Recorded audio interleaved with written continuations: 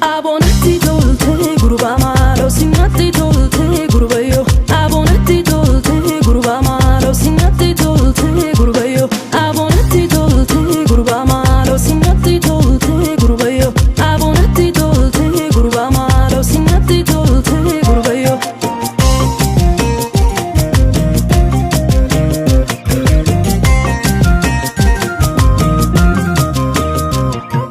Jechuun kiyyaa dhugaa yoo si galee yaadaan qabu si yaadachuu malee kolfaa fi taphni keenatti tolee yaadaan qabu si yaadachuu malee onnee koo gammadaa yoo si ilaalee yaadaan qabu si yaadachuu malee kolfaa fi taphni keenatti tolee yaadaan qabu si yaadachuu malee burqaa jaalalaa qalbiin na futee onnee koonarra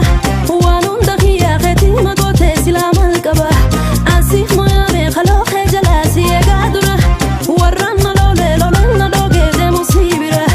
afaan koo si malee hin beeku haasa'uu nan didini